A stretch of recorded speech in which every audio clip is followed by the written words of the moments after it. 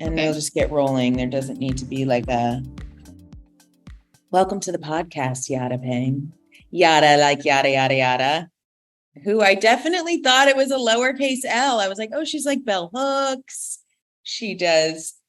Free Brown. Mm-hmm. Yeah. And wait, your family's from Brazil, right? Yeah. Mm-hmm. So is mine. Yeah, my mom grew up in Rio. My grandmother still lives there. Why don't I remember this? E você fala português? No fala. My mom was an expat living there, but my grandmother, who's a freaking boss babe, is going to be on the podcast next week. And we're so excited. She's 92. She's been a women's health advocate in the favelas of Brazil since the 60s. She was like smuggling in birth control and like teaching women about their periods when it was considered, blasphemy by the Catholic Church. So wow, I want to hear that. Yeah. She's incredible. She actually has a book. It's called like When Women Speak, Mountains Move or something. Sorry, Nana, for not having the right title.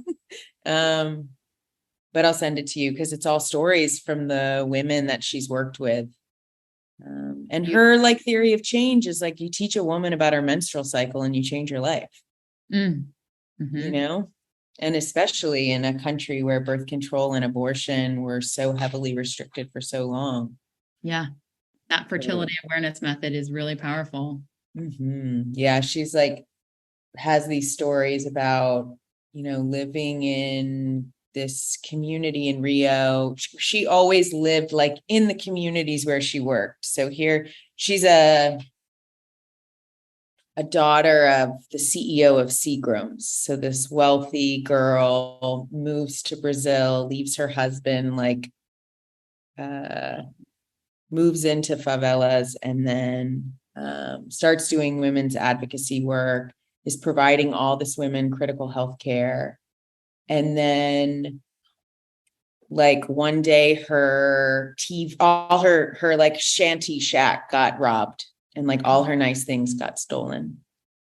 She like went out in the street. She's like, I don't know who needs to hear this, but somebody's girlfriend is not going to get their birth control if you do not bring my TV back.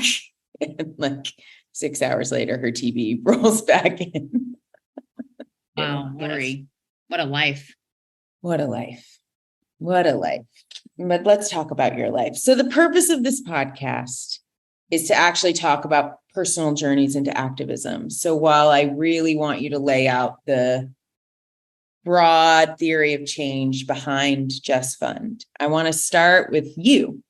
Like, where are you from? Where did you grow up? Yeah.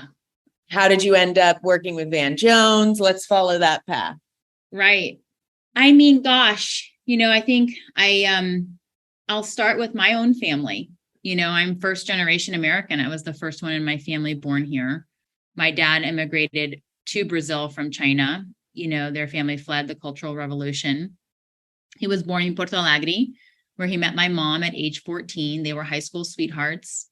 And he was very involved in his student body at the university. And actually was, when the military dictatorship took over in the 70s, he was incarcerated in Brazil as a student leader and endured torture daily. And my grandfather was finally able to get him out, and then they fled to the United States. My dad ended up coming here to get his PhD in chemical engineering, even though he wanted to be a doctor. That's what he was able to come and do. And it was interesting because the group that my mom and dad were part of, they went to Peru, they went to other states in other countries in South America. And my parents coming to the United States was seen as like a huge, slap in the face, because this was a US-backed military dictatorship in Brazil. So they came here and were isolated, didn't have community. And even though we didn't talk about my history, I feel like that's just been part of who I am. I remember when I was in college, my dad's like, why are you studying political science? What are you doing studying democracy? Because he'd never told me this story and couldn't understand how it had been passed down through my blood. Right. And finally, when I heard my story, I was like, oh, it makes so much sense why I studied citizenship education and trying to understand what it takes to make democracy work. Why did I even care? All my friends are doing business and computer science and everything else. And here was this like very like real commitment to democracy and understanding how we preserve democracy. And so I started my journey really early, in high school and college, and studying things like participatory democracy. And I went to the Kettering Foundation and studied, things like national issues forums and deliberative democracy, and then went to Columbia and got my master's in nonprofit management. And really at that point started building nonprofits. A couple of people came into my life at that point that really helped me on my journey. And that's Daniel Katz was one of the first people that I met, who we wrote together a book up on my shelf called Why Freedom Matters. It's a book that toured around the country with the Declaration of Independence.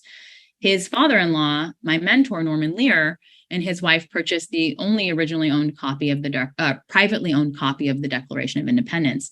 And then he decided it belonged in the hands of the people. And so we wrote this book, Why Freedom Matters, to travel with the Declaration across city after city, to make sure people had a chance to bring the ideas home. And can you just pause and say, I didn't know this chapter. You just continue to fucking amaze me. One of my best stories about like really crazy things that happened in my life when the Declaration of Independence road trip kicked off. It kicked off in New York City with a spoken word event, and it was a beautiful event where this nonprofit originated.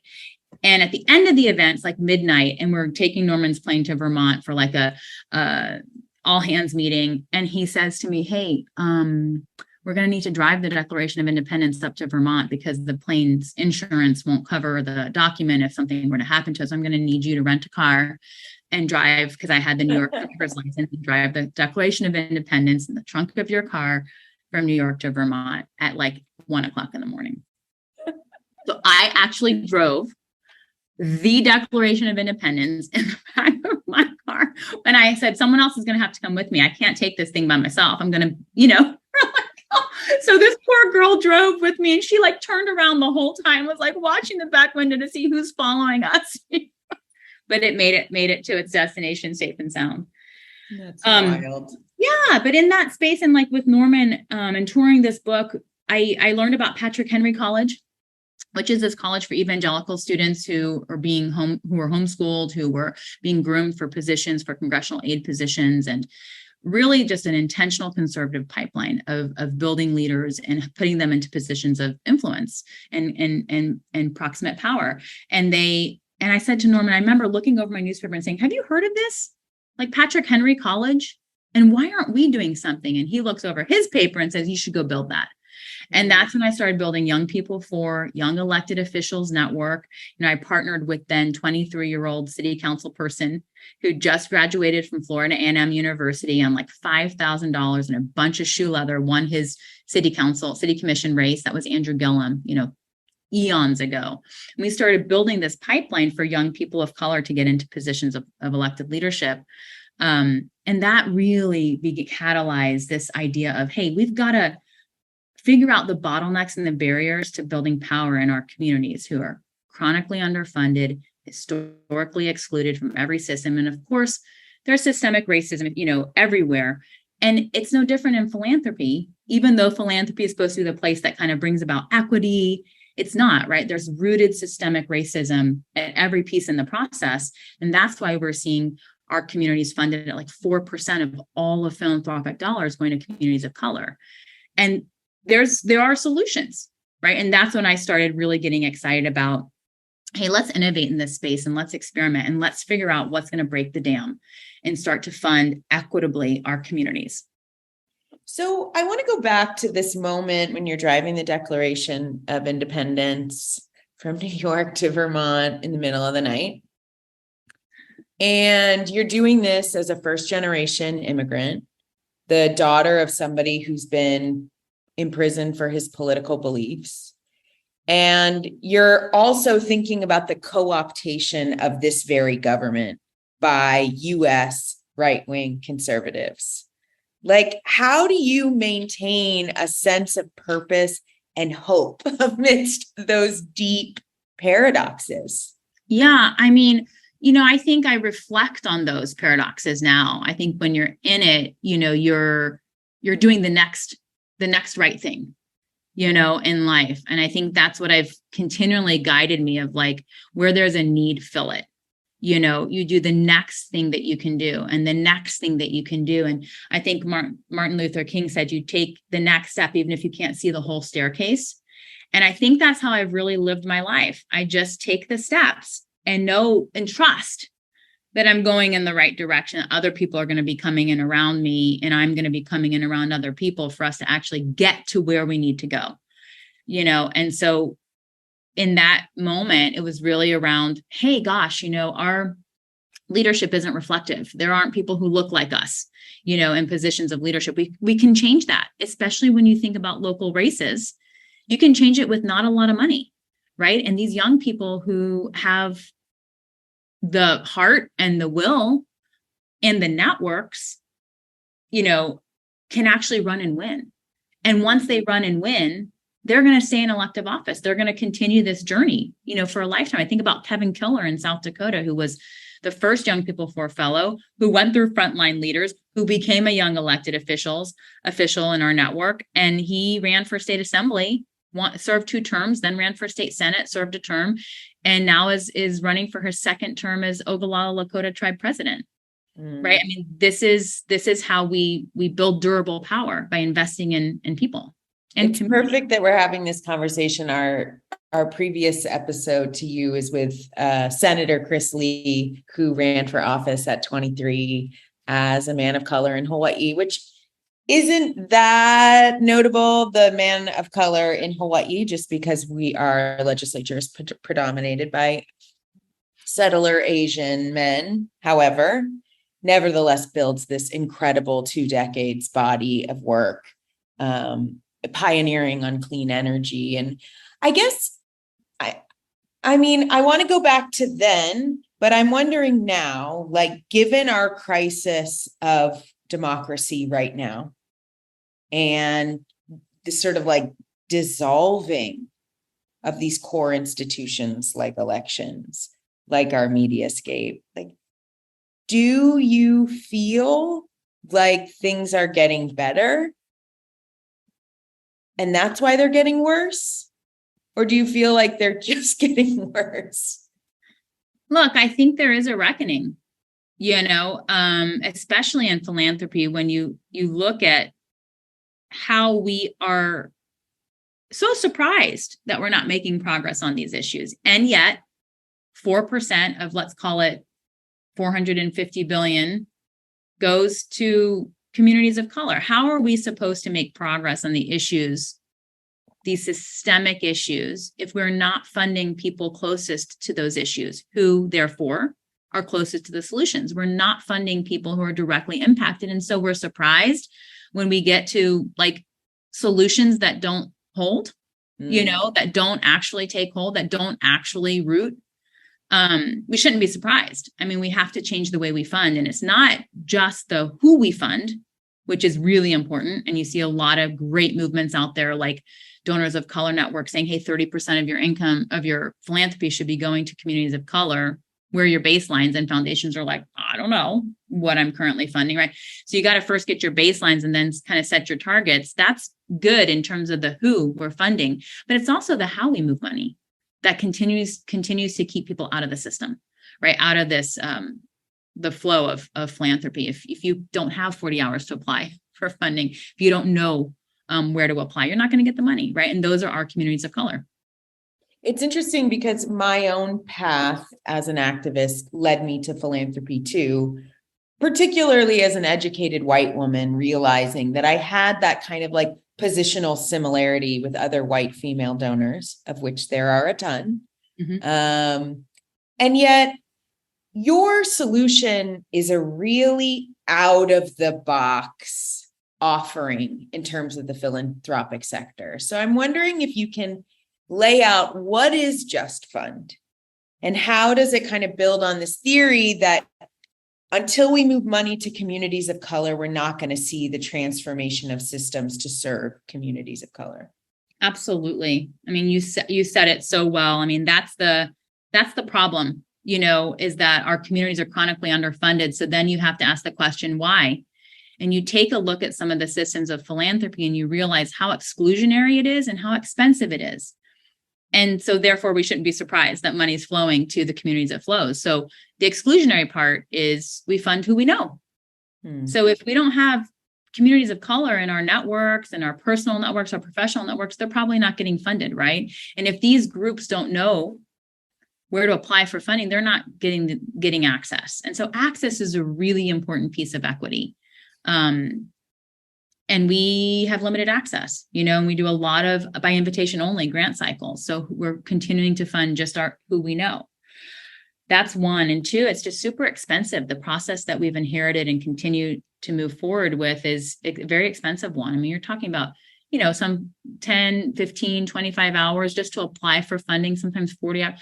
That's like $5,000 of time or opportunity cost of time, right? To apply for funding, which usually people get 30% of what you apply to, you get, right? Those odds aren't great, especially for organizations that have a part-time ED and no development director. A lot of our groups run on sweat equity. So we've been taught to do more with less, but what if we had more?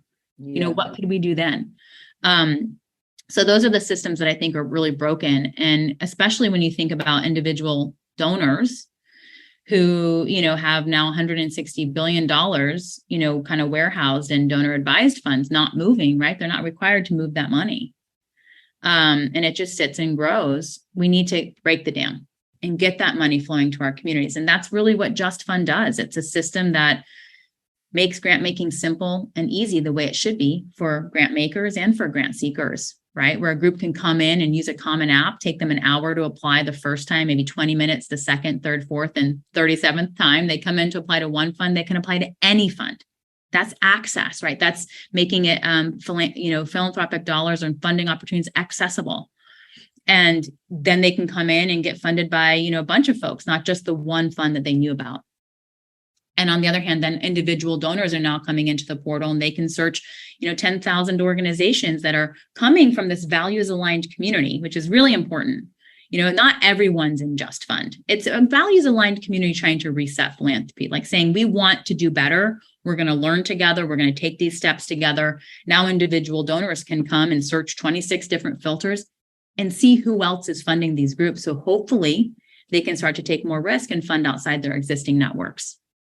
So I think for folks who are just tuning in and kind of wondering where this conversation comes from, can you lay out a little bit, like, what is the nonprofit industrial complex? Like, for the groups that are getting funded right now, we know some things about why they're successful. And I'm talking about massively funded organizations who have budgets in the millions, CEOs getting paid sometimes 7 figures. Like, tell us a little bit about the dominant nonprofit model and why philanthropy serves that model.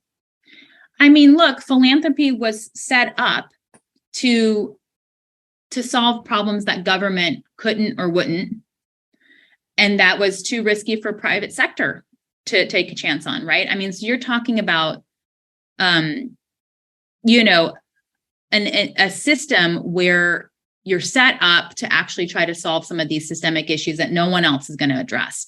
So by definition, you'd think that philanthropy would be society's risk capital because that's what it was designed to be. And it's really turned into something very different, right? Like, we're supposed to take risks and fail frequently and get to the right solutions. I'm going to just tell a story really quickly. I met with this incredible person who founded a great online company. I won't say which one, but a really incredible guy, a white man who founded one of the big online companies. And he said to me, I failed 5 times before I got to this winning solution. And I was like, wow, you failed 5 times before you got to this winning model? I was like, yeah. And then I asked, well, who invested in you? how did you get people to come back and like new people to invest? He's like, oh no, the same people invested in me, and they invested in me to fail because they knew that I would eventually get to this winning model. Right. And it's like, we should do that. Right. Philanthropy can do that. We're the only ones who are here forever because we set up our foundations in perpetuity. Right. And we're giving out 5%. This is the model. So we are actually, by our construct, the ones that can fund long-term, stay with organizations and take big risks. Right. Because we're going to be there through the failures to get to the right solutions. But it's interesting because we're moving in this other direction that really I find very problematic, which is let's get to that winning idea. What's the one that's going to win? And I got to see those results right away. And especially when it comes to impact investing and all these other models that we're moving into, it's like you need to see that financial return on investment when really our sector's designed, this philanthropic sector is designed to do something very different and can take risks on innovative ideas and, ideas who that haven't been proven yet, right? And invest in communities that haven't received those big investments. Like this is what we're designed to do. This is our moment to shine, right? And we just are continuing to shy away from it. And instead, we fund, the easy kind of solutions. And also, we want our names on buildings. So we're funding, religious institutions. We're funding education disproportionately. Those are the two biggest ways that we spend money. Then healthcare and all these other things kind of follow, around. And then you've got social change or social justice or racial justice, like a tiny sliver of all of the billions that we move every year. So here's how it goes for folks who are listening. Wealthy folks use the tax shelter of a foundation to set aside dollars that they are then required to spend 5% of year over year. So folks can sort of imagine that these are dollars that presumably would be our tax dollars that we could all collectively decide how they're spent. And yet they're moved into these foundations. You look at someone who's as generous as Mackenzie Scott and, billions of dollars sometimes, but they're moved into this institution that's only required to spend 5%. And in order to get that 5%, more and more and more, you have to have a sexy development office to make your quote unquote winning solution match the vision that's set by this private individual who set aside this money, which should actually belong in the hands of people. So that's the kind of overarching picture.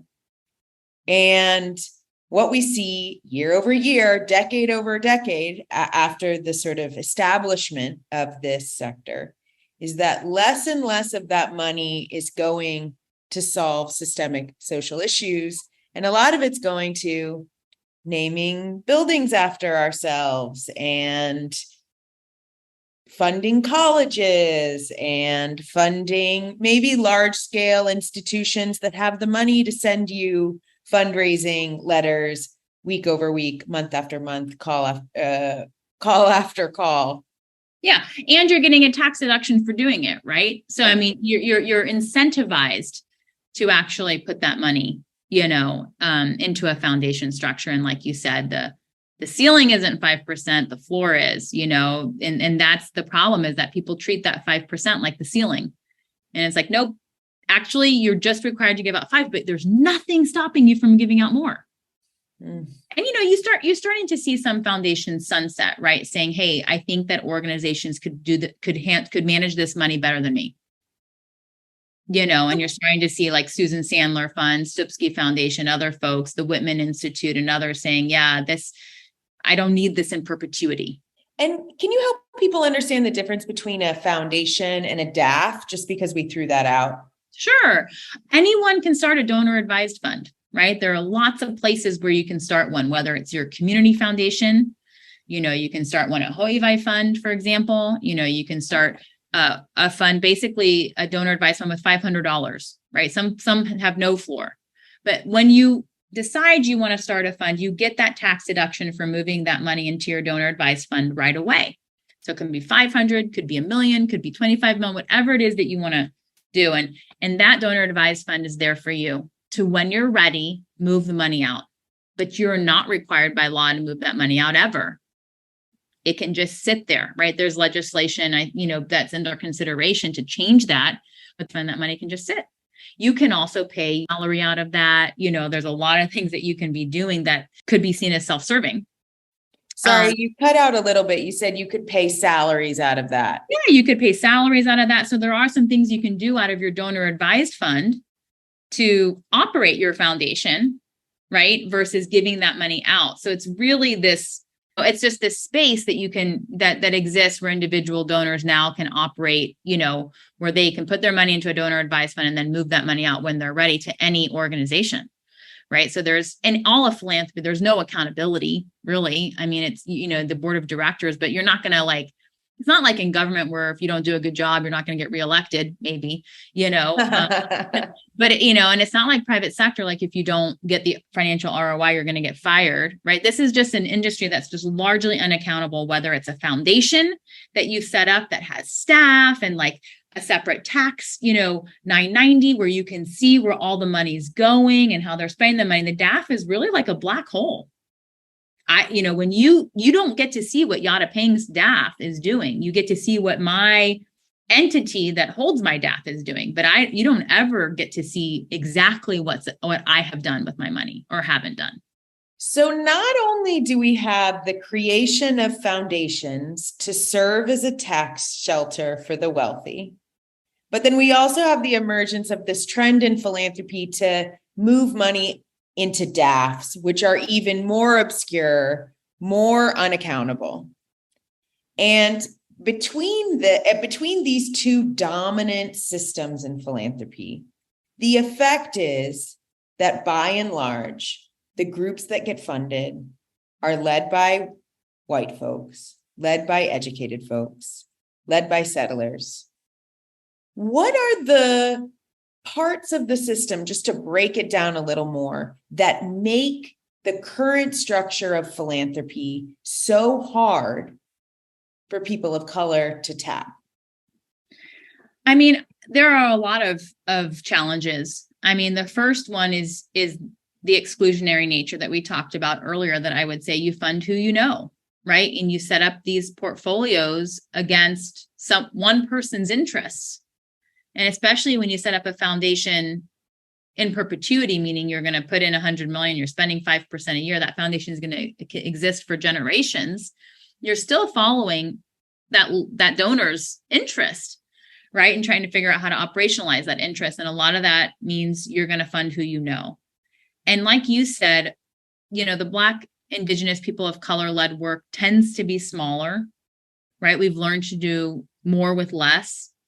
And we're accustomed to sweat equity, where we get our work done based on our labor, but not even getting paid for it. There's a lot of the volunteer culture, and people are doing this work, as a side project, critical work, right? Until it kind of gains enough traction that it can get seen and visible to foundations and to philanthropy. One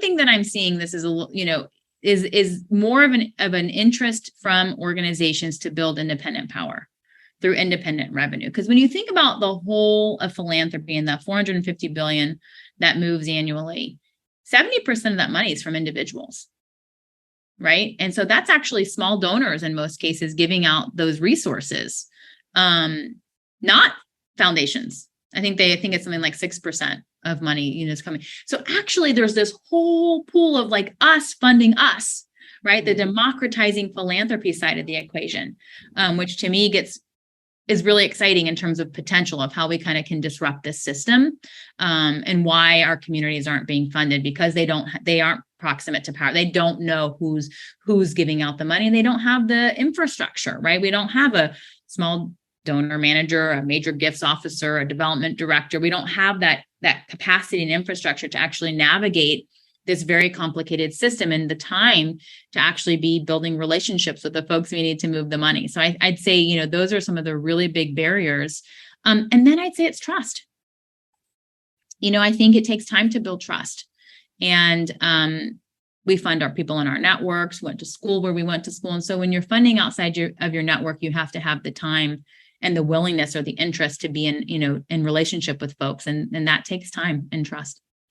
Yeah, something that I've run into in my capacity of running a foundation is that there is just a dramatic difference between the size of the ask for a small grassroots nonprofit led by a Native Hawaiian or a person of color versus the size of the ask from the large national nonprofit that is doing work that oftentimes claims the impact of the grassroots organizations led by people of color, meaning you'll get a national environmental org to ask for $50,000 year over year to help build healthy ecosystems in Hawaii. And I'll see a fish pond manager who's actively restoring indigenous food systems ask for $5,000. And, even the ask sort of sets the stage of the conversation for me. And so it's like, yeah. And, one does really hard work to build relationships of trust in communities where they're not active participants, let's say. In Hawaii, as a settler here, really trying to build authentic, durable relationships with communities of color and Native Hawaiians. And yet, we will oftentimes run into a project that we want to fund and they're like, no, we don't want your money, and that is a moment of deep learning for me, because money is not always seen as a medicine in certain circles, or it's seen as problematic, particularly if you don't know who's giving it to you. So Yeah, sure. I'm thinking about all of that when I kind of want to just call out like the epic innovation that you're driving in JustFund, because I don't think without seeing the picture of what is, folks are really going to understand what it is that you've created. So let's go back to the moment when you realized that you were going to flip the script and create something. And let's start with the tiniest moment, because JustFund is comparatively massive now. But it wasn't always massive. So take us there. Yeah. So I was working at Solidaire Network, which is an incredible network of individual donors and institutions trying to move money in solidarity with social movements. And at the time when I got there, we had maybe 40 members. I think now it's well over 250. And we had a pooled fund, meaning that people would put $10,000, members would put $10,000 into one account. And then Solidaire, the staff, would run a grant cycle.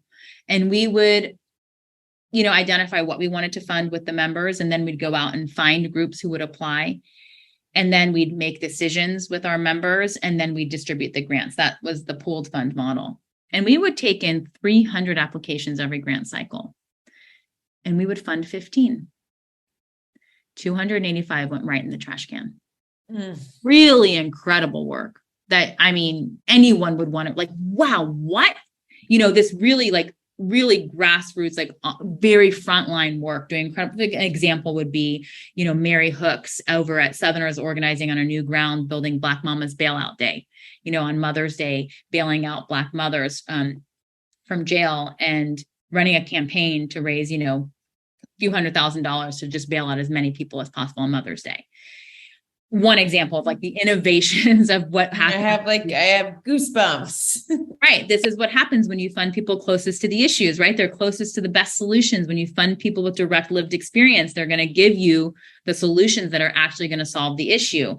Really beautiful work. Just an example of the 300 really incredible applications we'd get. We'd fund 15. We wouldn't fully fund them, give them maybe 25,000, and 285 pieces of work went right in the trash can. And I just said, oh my gosh, we can do so much better. First of all, how they were applying took time for us to manage as staff, because they would send us whatever proposal they had, and then they'd update the proposal, and we'd manage a Google Drive, and we try to put all the information into a spreadsheet so people could read them and then rank them and then have a conversation with whoever. It was just a lot of work. And for the organizations, we realized, hey, some of our friends over at Emergent Fund, Defending the Dream Fund, they're funding the same groups. And we are asking them to do different systems, right? Come into this grants management system and answer these 18 questions, come to this grants management system and answer these other 26 questions. Like we just all had different processes. And we said, wait a minute, we have to do better. If we want to move money in solidarity with social movements, because our values are here and our commitments here, our intentions here, but our processes are like someplace else. They're not, there's no alignment between like who we want to be and what we're actually doing. And so we said, what if we do a common grant application? People have been talking about it for decades, right? Like 30 years, and no one's done it. So let's just do it. And we got Emergent Fund, Solidaire, and Defending the Dream Fund to say we're in. Because we knew we had heavy overlap of grantees. We didn't know exactly what, because we couldn't track. That was when the idea was born. And we built a very minimum viable product kind of a system where Emergent, Defending the Dream, and Solidaire said, we're going to do the common app. It took us a while to agree on the questions and the filters and whatnot, but we built the foundation of what's now JustFund. And we had 800 groups apply. They could apply to all three or just one fund. So you're in that moment saving them, thousands and thousands of application hours collectively. And then we were able to see and track who was funding what for the first time. We could see what grants Emergent Fund made, what Defending the Dream made, what Solidaire made, and we could start to see our collective, funding on these groups and start to see where the gaps were, where we couldn't do it on the phone or email. Like there's no other system to really understand the aggregate. Now, here was what really got me excited. We could take all those applications, right, into a portal, and we could give our members access so that individual donors and institutions could now find and fund all those 800 organizations and make grants themselves. So even if the pooled fund didn't fund them, someone else might find a match. And that's the beautiful part, right? I mean, we are a community of funders at JustFund trying to reset philanthropy for good. And we are going to need that technology to help us, right? To see who else is funding what, to make it easy for groups to apply, make it easy for us to score and make decisions, and start to identify where the need exists, remains. And that was how we started JustFund, and it's evolved since then. We've moved $175 million collectively. What's exciting is 60% of those dollars are what we call leveraged dollars, meaning a group comes in to apply to Fund A, but actually gets funded by an individual donor or Fund B, C, D, E, right? And so you come in because of your relationship with Decolonizing Wealth. Let's say we run all of Liberated Capital's fund, Edgar Villanueva, and that amazing group's fund, but they get funded by Emergent Fund or by an individual donor. So they're starting to build their own networks, and we're giving them something they desperately need, which is access, right, to funding opportunities, amplifying their organization to a whole growing ecosystem of funders. And I think this is the bet we're making, is that it's going to unlock capital that's been sitting or that's moving to groups that aren't on the front lines, to communities that have been historically excluded and chronically underfunded. So tell me a story of a funder that wasn't on your platform, came on, and then like how they articulated the difference for you. Because I know you're not just offering services to the decolonizing wealth folks who are already kind of aligned. You're also helping bring along more traditional funders. So tell us a little bit about that. I mean, you think about, let's take a traditional funder, a big foundation, right? A lot of foundations have rules about who they can give to, right? And that's why they're not funding smaller groups. For example, a foundation might say they can only fund 20% of an organization's budget, but their smallest grant size is $200,000. That means they can't fund small groups, right? Because if a group comes in and says, I want you to fund me, but I'm only $250,000, that means that funder could only give a $50,000 grant, but it's too small. So we actually work with those institutional funders to move money to a combined impact fund where they can then do regranting through JustFund, right? And then those groups don't have to spend 40 hours on their very elaborate questions that they ask groups to answer. They come in through the common app and we can regrant the money for them. So it really helps them fund the smaller groups, because mechanically they cannot, right? Based on their bylaws and however they're set up structurally. And this is a lot of large foundations. They can actually start to do the regranting through us and make it really easy for the groups. And then we can report in on how that 10 million or 5 million or whatever that amount was, how that was deployed.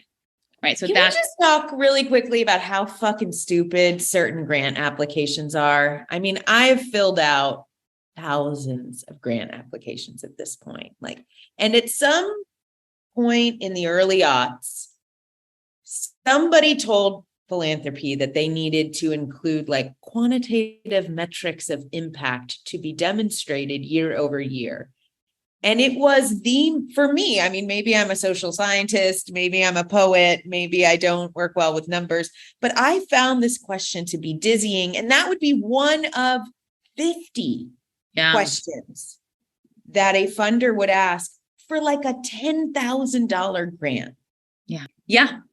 Right. And the systems, I think, are set up where the program officers have to prove internally that what they're funding is making a difference. And how do you track that impact? And instead of asking the group, hey group, what do you think would be meaningful? They fit into this whole institutional rubric of what the foundation thinks would be useful and meaningful in terms of a return on that investment. And again, we've moved away from this idea of risk capital. Like, hey, let's get innovative. Let's experiment. Let's see what works and what doesn't work. Right. And we're forced into this construct of like, tap dancing. Well, we didn't fail. Right. Nope. Everything's great. And we're not actually learning and being in meaningful relationship. Whereas with my teams now, I mean, I've been building for 25 years, nonprofits. Now I actually lean my teams into an agile style of building, where our whole point is to fail and fail really fast to get to the better solution. So even when it comes to like technology, hey, what if we build this scoring tool to do XYZ? Okay, that doesn't work. Let's change it. Okay, that doesn't work. Let's change. We get closer and closer to the solution, but we're constantly trying to get to these great models, but doing it, spending our time where we think there's a high perceived impact and it's going to be easy for our team. So we kind of live in that space. Even as we grow and expand our businesses, like, our lines of business, like, okay, they're regranting with large foundations or even with organizations doing regranting. Like, we don't want them to have to change their whole mission, right, to all of a sudden be a pass-through, which is the new trend, right? Fund organizations to fund their peers. But foundations aren't thinking about the infrastructure now that these groups have to put in place to become a regranter and how they're putting their 501c3 status in jeopardy. Because what if they accidentally fund someone who's not doing C3 work, right? So if you could just take that burden now off of organizations so they can do the vision, the strategic thinking, and we can do the mechanics of the grant making, that really frees up people to do what we need them to do, which is to be in trust-filled relationships with each other. We say at JustFund, money moves at the speed of trust. And I'm not talking about trust-based philanthropy. I'm just talking about like being in relationship and trusting the other person. And that's how money moves. So what is the common app for JustFund? For those who are listening and thinking like, I never applied for funding. I've been running this awesome nonprofit out of my kitchen for 3 years. I've never gotten $1 except from friends. Like, what kind of questions do you think matter to be able to evaluate a project? What we asked our advisory council to help us with when we first launched this is, what's the bare minimum that you need to know? I know there are a lot of nice to have questions, but what are the must-haves? And that was basically, what's your mission? Tell me about your organization. Who's on the team? What are you doing? And how are you going to spend the money? Just basically that.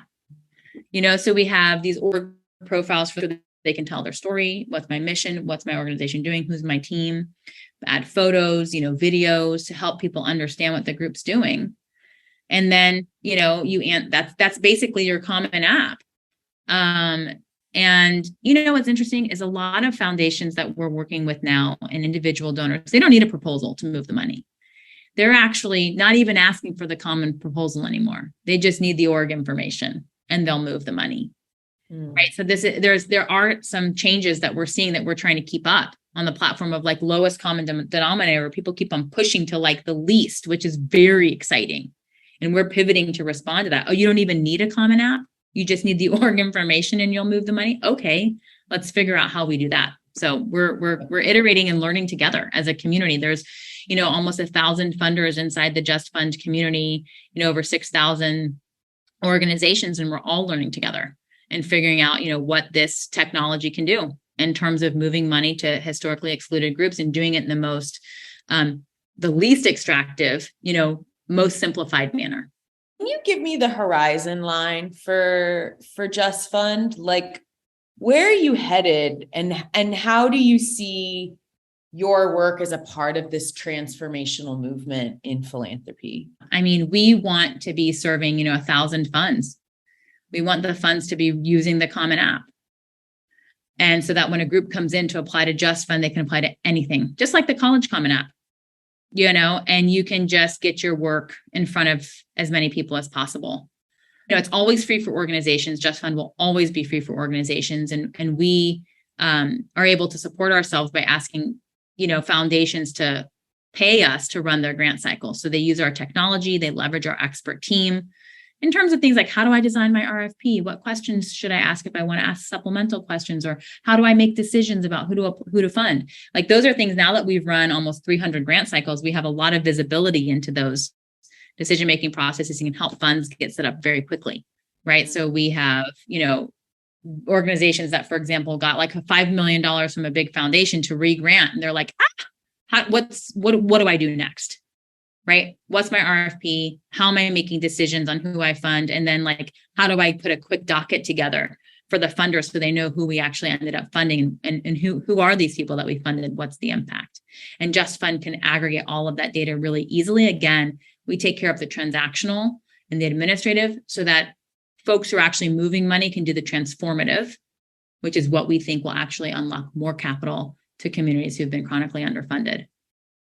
And there's a lot to say about your own development and management of your transactional team, because I think a lot of community partners get lost and choose to leave because of the sometimes alienating transactional nature of traditional grant making. So can you sort of lay out what it might be like if I get the chutzpah up to apply for my grassroots organization that's been chronically underfunded? Like, how is the experience of somebody coming on to JustFund going to be different? Yeah, I mean, that's very important to us. We want folks who are new to philanthropy and even folks who are not new to philanthropy to have a positive experience, which can sometimes, unfortunately, be hard to come by. So that's why we have open office hours. We do monthly webinars for groups. We have fact sheets in multiple languages to help organizations. If they get stuck at any point, they're emailing us and our team's helping them through the process. We're teaching them how to use their Common App to apply to other funds. I mean, they're telling us what they need. For example, they want to be able to download the Common App into a Word document so they can take it offline and apply to another funder. But when you come in, I mean, you basically sign up for an account, and then you can come into the portal and you'll see different funding opportunities you can apply to. And you're prompted to move through the Common App. Like, what's the name of your organization? What's your mission? Tell us about your organization. Next page. What's the work you're doing now? Tell us about your team. What's your financial need? Next page, you'll answer some tags so funders can find you with those tags and submit. And the way we've operationalized the Common App, every funder can ask up to 3 supplemental questions and take 3 attachments. So they're agreeing to the Common App base, but some funders are asking additional questions, but only up to 3, and only up to 3 attachments. And the reason we do that is so that when it comes time to distribute the funds, there's no bottleneck, right? Because sometimes funders will make the decisions, but then when it comes time to cut the check, you need a 990, or you need, the EIN, or of course you need that, you need the address. So we collect all of that at the beginning. So after the funder makes the decision, the money can move. And we're not waiting 6 months to collect this additional information. That's why we collect that all up front. So if we go back to your story of like driving the Declaration of Independence around the United States in the trunk of your car at one point, and sort of you having this starkly juxtaposed vision of democracy, one which in my mind has sort of become a reality of sort of a concerted conservative effort to overtake our democratic institutions from the ground up. How do you feel like JustFund is sort of working in that space to help us try to build an alternative pathway for our country and for our democracy? I mean, we have to shift power to the front lines if we want to win on any issue we care about. That has to happen. And part of that shifting power is shifting resources. We need to get serious about our portfolios, who we're funding and how we're funding, to make sure that we can source, find, connect with, move money to the groups doing the actual work, right? And ensure that they have what they need for their communities to thrive. That's what has to happen. And, philanthropy is responsible for making sure that we make the changes we need to make to make money flow to these communities who've been historically excluded. We just need to do it. So, I mean, I think there's a lot of times we get stuck in the perfect, and we say perfect is the enemy of good. And we need to just take steps and that's why with JustFund, I was like, we're just going to do this. And it may not be perfect. And certain, the technology, we need to improve the technology every day, but we're doing it, right? The money's moving. People are coming in and saying, yes, I want a different way forward. So we need to, those of us who have the ability to change systems need to get serious about doing that. Yeah, I'm imagining a future where we don't just have a Stacey Abrams sort of image in our mind, but we think about every single person doing the tireless work at the grassroots level to transform their own community and build that transformation up to our federal government based on the equitable enfranchisement of all people that are fighting to make this world a better place. Iara, thanks so much for joining us. Thank you. Today. What a great conversation. Thanks for having it and, holding this space. I so appreciate the chance to reflect a little bit, even on my own personal journey versus the things that I've built, to really just connect heart and mind and just appreciate the space.